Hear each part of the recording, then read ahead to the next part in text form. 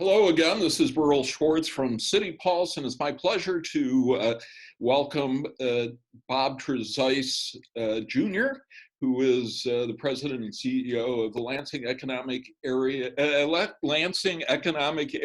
Partnership. I always trip over that because we just know it as LEAP.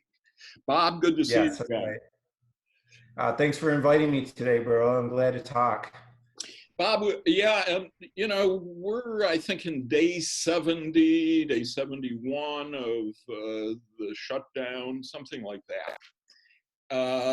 And I know you as a pragmatic optimist, so I'm really interested in your views on where our region is headed economically.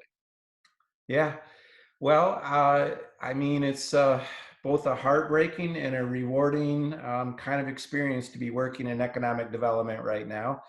Um, and because so many people are hurting so severely, and it's such a shock. And yet, it's a privilege to be in this position right now. We have worked like so many people night and day. There are no weekends or close of business. So bro, we kind of mapped out the next 2 years quite quickly, and the first part of the map was March through June. And we thought that at that point in time, the best thing we could do was put water on the fire. And so we did everything humanly possible to cobble together ultimately a couple $1 million, mostly from our friends at the Michigan Economic Development Corporation, but Consumers Energy Foundation as well, and try to get as much money out as fast as possible directly to local small businesses across the 3-county area. And then what was really nice is local partners, City of Lansing, City of East Lansing, took our template and models and basically added their own criteria and repeated the program. And then you have Meridian Township, City of DeWitt, Leslie, and others who in their own way have shaped their own programs now. But between East Lansing, and LEAP, we've put $1.85 million so far in the hands of small businesses directly. It was brutal. How many small businesses received money so far? LEAP did 60 grants of $10,000. And then we also very shortly here with the MEDC are going to announce probably 12 businesses each getting $50,000 loans. And then the City of Lansing so far has basically put in $340,000, and the City of East Lansing is somewhere in the $250,000 range. So it's all added up really nicely, great partnerships. It matters, but the painful part of that was, for instance, for the first 60 businesses that LEAP did literally for the $10,000 grants, we had 1,800 applications and we could only do 60. That's 3%. And it was just totally inadequate, and that was the heartbreaking part of it, because every story, we made sure that every application was read twice by different reviewers. But it was just and they were all sad stories. I mean, really heartbreaking stories. You really understand that that's a fabric of the society, of our community. Those are small businesses. It's the person's, not just their livelihood, but their dream. I mean, and to see it just, going down so fast. I mean, it was really difficult, but we got a lot of money out to a lot of people and did a lot of good. And we want to just keep at it. That we think, Berl, that the second phase is July, August, September. And that's a time when, we think we should pause and observe and analyze and become more strategic. And frankly, this is very cruel to say, but who's going to make it, and probably some who aren't. And make sure that we're focusing on the next layer of funds and programming on segments of the economy that are the best bets. And as one example, though, part of our philosophy is we want to make sure that that we don't continue with a historic mistake in society. People from underserved populations who own businesses or who have businesses in underrepresented populations, minorities, people with disabilities, women, already have the deck stacked against them, kind of, historically speaking. And it gets worse typically during crisis. That's when they really get left behind. And so LEAP wants to make sure during this period in the summer that we take a look back and make sure that no one's getting left behind. So we created One and All, which is 100% targeted to to entrepreneurs and small business entrepreneurs, but 100% of all of those $500,000 worth of clients that we're going to work with. So it should be about 120 businesses. They all have to be 100% below the ALICE threshold, the working poor poverty line. And then 50% of that we think will be even non-English speaking. And we have both mentors and business people and all kinds of services set up, but they each will get $2,500 too, along with a lot of kinds of assistance. And then we think phase 3 is October, November, December into 2021. And I think the virus will be around. And I'm not big in the happy talk right now. I'm hopeful that we can mitigate and manage. But, there's a reality that I think that the virus will be around. And there's also a reality about limited resources and capacity, what we can really do then. So I think we have to, as an economic development agency, look around the corner and begin to, I hate to say it, but look at opportunities, and as an example, there is we think med tech reshoring of medical supplies, of equipment, of drugs has to be done. And Lansing, Michigan is powerfully positioned in the whole country to bring new industry, attract new industry, grow industry in that segment. Well, we can use the late fall in 2021 to set up foundations and programming to do that, and then really see it come on the scene in phase 4 in 2022, when I think things will be better and we're landing a lot of business and growing a lot of business. And so that's how we map out the next 2 years. Bob, you mentioned resources, and we're already seeing in the city of Lansing, one of your prime constituents at LEAP, that they're scraping the bottom of the reserve fund nearly. They're going to be down to $2 million, and I think this is going to be small change compared to what they're probably going to need.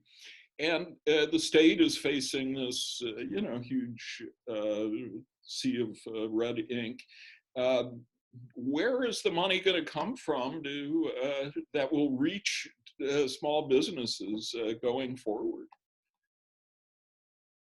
Well, I think, again, the best thing getting into the summer and the fall, the reality is the best thing we can do, the best thing that small businesses can do, is they have to rebuild confidence of their customers. And I think that a strategy is, another strategy that LEAP is really thinking about is, rather than keep giving everybody individual money and hoping for the best and having them try to buy plexiglass, separators, for instance, from their cash registers, or separators of restaurant tables, or this kind of thing. I mean, maybe we should be collecting money and then buying in bulk on their behalf all of that kind of equipment. I mean, I think we need to begin to think more strategically and think about how we're spending our money in more effective ways. But really, it's going to come down to building confidence of customers, and that definitely means social distancing and PPE strategies. And we have to think about how can we sort of reverse engineer it and help businesses think about that. I don't think it's a very good strategy, I don't think it can be sustained for very long about us just keep giving money to everybody. I mean, where does the money come from? How can we keep doing that? Let's begin to think about the confidence of the consumer. And I also make a little bit of an argument. I think our region is, less, we don't reside on a lake or an ocean. I mean, we're not so dependent on the hospitality industry. It's still important, but we're heavy office and really professional, sort of big office settings. And the furloughs at the state of Michigan are definitely going to hurt too. But nonetheless, when you look at an economy like ours, Michigan state government, huge insurance companies, very manufacturing, very heavy, big, high-end business. I mean, they are, and they're going to be able to employ a lot of people. That's a paycheck. And if we can match up confidence with our retail small business sector with people who are getting paychecks in large numbers, like our regional economy will, I think we have a good chance to, to be half normal through 2021 Bob, and emerge stronger in 2022. Someone who is very tied into the Greater Lansing business community told me the other day it wouldn't shock him to see as many as 25% of our small businesses go under. First of all, does LEAP look at those kind of projections? We really don't, or we haven't so far. LEAP is an economic development agency, meaning we are working on behalf of building prosperity for the community and the people within the community. Sometimes we get confused. We're not actually a business advocacy group. That's like the Lansing Chamber does a very important and great job at that. We certainly build prosperity by supporting and wanting to grow business and attract business and entrepreneurs. But there is a nuance and mission there. So I don't specifically have, numbers like that. I haven't heard that yet about the retail sector. But I do think that our map that I just described makes sense. I'm pragmatically optimistic, as I think you referred to me before. But I also think that we've been hit by a giant earthquake, and the ocean is pulling out right now. And there may be a tsunami type still coming. I just think there's going to be waves. I don't believe it's over, and a lot of people seem to be kind of thinking that. And I don't think that's a good way to manage if we admit that it's not over and that there's going to be a lot of waves still to come. I think that realistic approach allows us to be much more pragmatic and more effective in keeping those small businesses alive and open and connecting to consumers. Part of that tsunami, though, is the federal government's going to have to print a lot more money and get that money to state government and local governments. I mean, I think that is an absolute certainty, and they're a huge part of an economy. Look at them as just being huge employers, if nothing else. And I cannot see. I noticed. President Trump today sort of threatened that he's not going to, which is ridiculous, of course, but that he's not going to supply Michigan with money, because of some. I don't want to get into that, but it's just ridiculous. Some Democrat in the Capitol because of some woman in the Capitol. It's very disappointing. Once again, we all need to be working together. That kind of stuff is not necessary and a waste of resources, a waste of time. One of the interesting issues, I think, though, is now we are hearing from Republicans. I heard Senator Toomey from Pennsylvania yesterday talk about, why are we bailing out these states that have weren't prudent to begin with? It's their own fault they don't have any money. Now, you've been around a while. Does that sound like Michigan? It does not. My understanding is Michigan may have had the third largest rainy day fund out of any state in the United States set up right now. I know it's far, far larger than what was ever available tenfold over when the Great Recession hit in 2008. And I also know that state government itself per capita is the second smallest state government size in the United States, which is shocking, actually. And so I don't know what more the state could do to be fiscally prudent and prepared for all of this, but who could prepare? What are we right now, bro? The third greatest number of deaths in the United States, something like that. Mm-hmm. Greatest number of cases and greatest number of deaths. What were we to do? We're the arsenal of health, by the way. We're going to play a very, very significant. We're the ventilators. the syringes that are going to be necessary for vaccinations, a lot of that's going to be made here.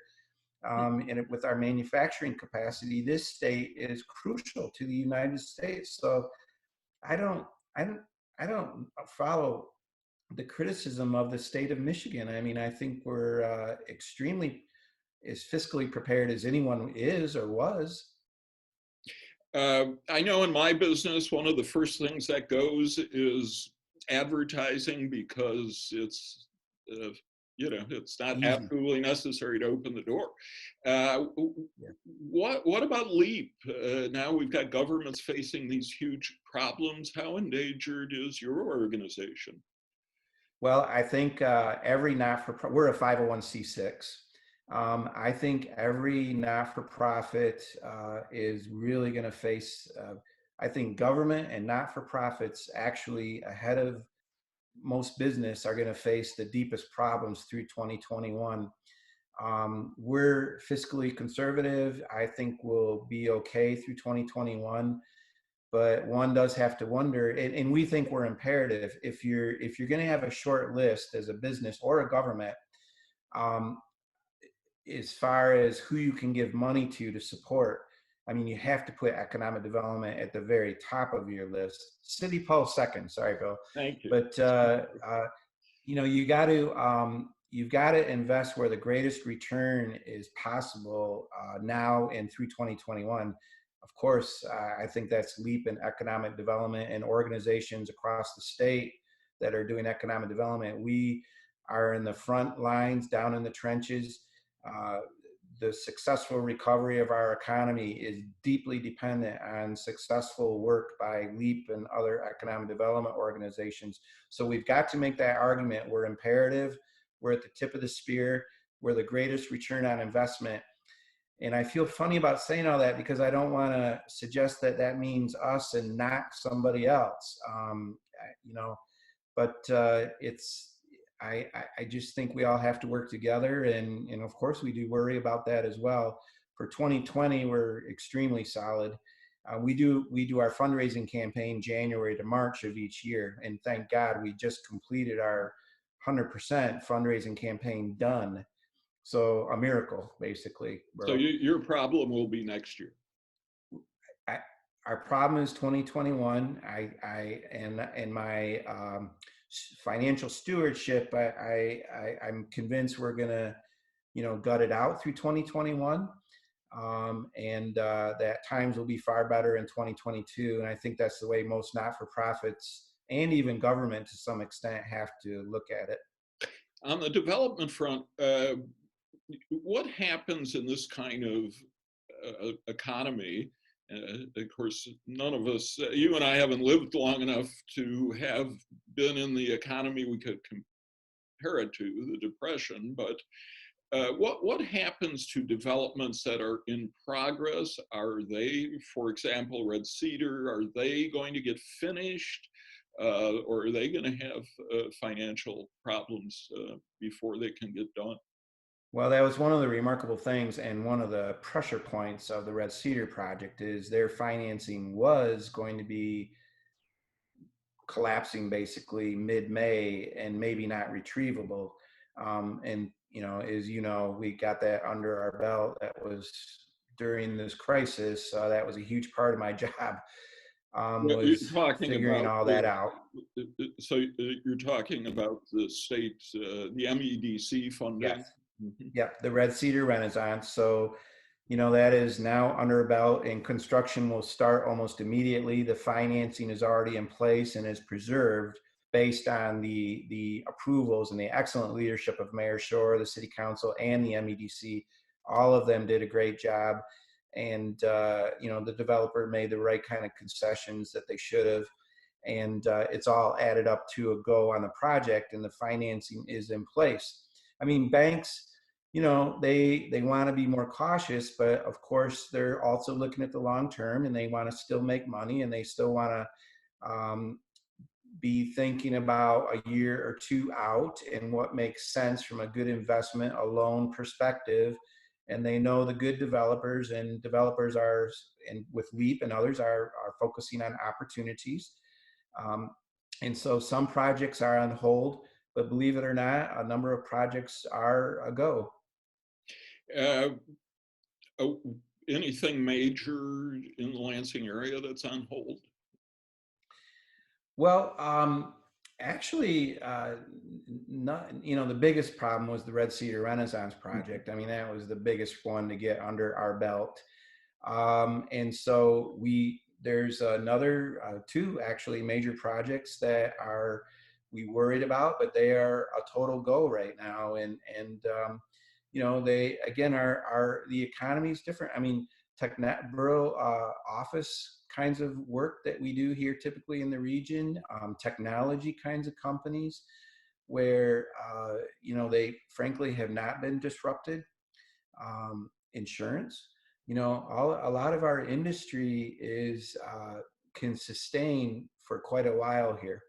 And so you get projects within that realm in our region, and we think we can do well. And then we really do think that we can attract and grow businesses related to healthcare, medical device manufacturing, medical related drugs and equipment. And we've already done that a lot, helping manufacturers get LEAP has a medtech advisory group that has been meeting.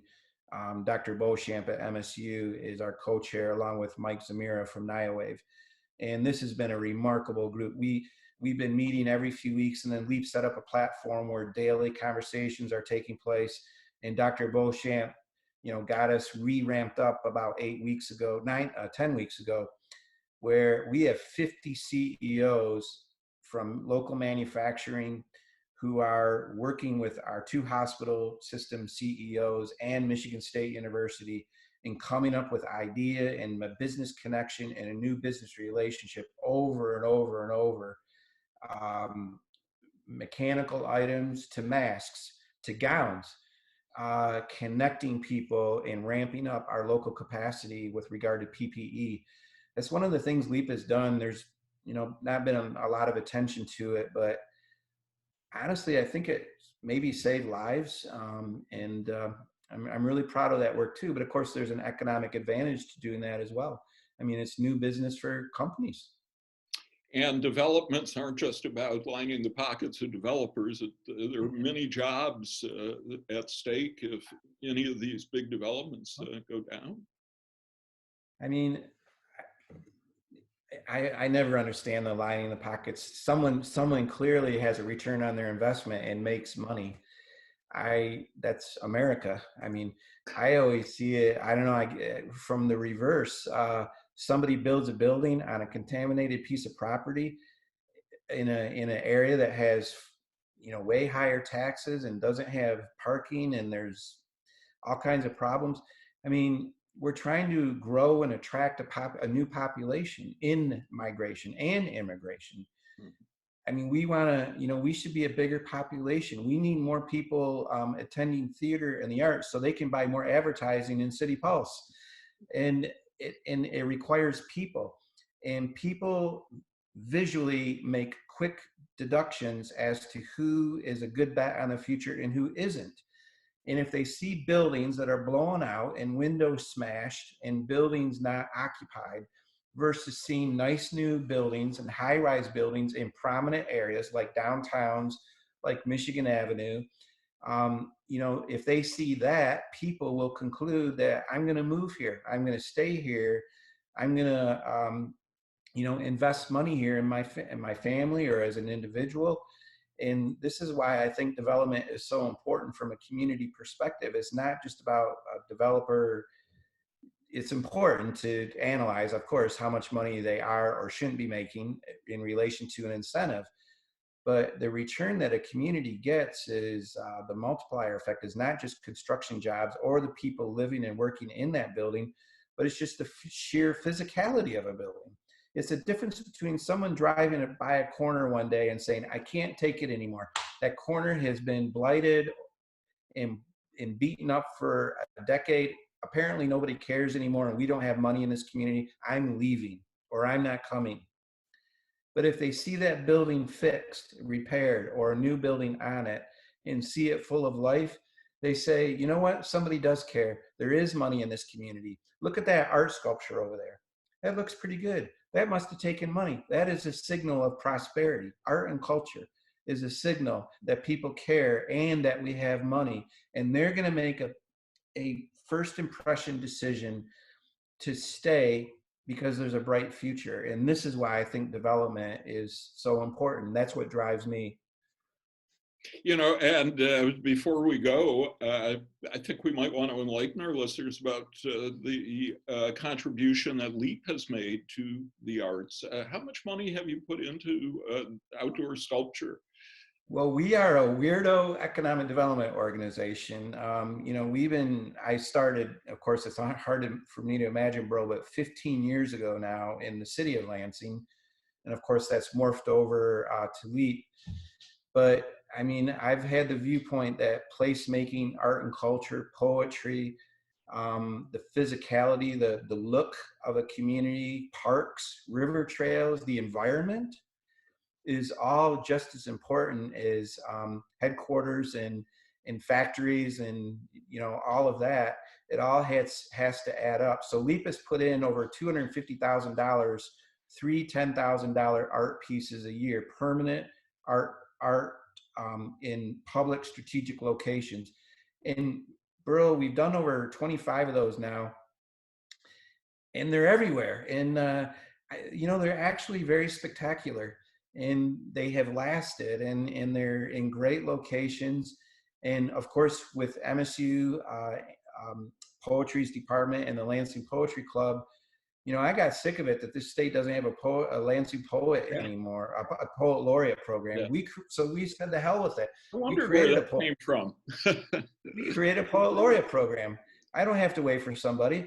And incredibly, we actually funds the program with we fund it totally. We created it with those two partners. And I think that matters, you know, having a Lansing poet for a poet laureate for our area. These are all signs of sophistication and belief in the future and wealth, by the way, too, prosperity. And the trickle down is incredible. Those are, it goes deep into our community. That it helps Accident Fund recruit high-end senior vice presidents from Austin or London. And it also keeps a very diverse, wonderful, creative workforce in our area. And the two match up. And that's very important for the most kind of advantageous or prosperous kind of economic future for a region. And yeah, I'm proud of all that. Diversity, equity, inclusion, Berl. I have my staff going through an entire year at LCC of diversity, equity, and inclusion training, very intense training. We had a diversity and equity inclusion director at our office 8 years ago. I mean, before really anyone was talking about that. We ran technical training programs for both corporations and communities to teach. Our board of directors readopts a diversity statement every single year. And you know, having a very diverse and equal opportunity economy is as imperative to the future as anything we do. Bob, I think that's a great note to end on. Thank you for, you know, I've known you a long time, and it's been a great relationship. And thank you for your continuing efforts on behalf of our community. You're very kind. City Pulse is really critical, and keep up your really, really great work, bro. We have been together for a long time, and it's been really good. Thank you. And thank you for watching another of our occasional series of interviews with community leaders as we feel our way through the twin health and economic crises facing Greater Lansing. Have a wonderful day.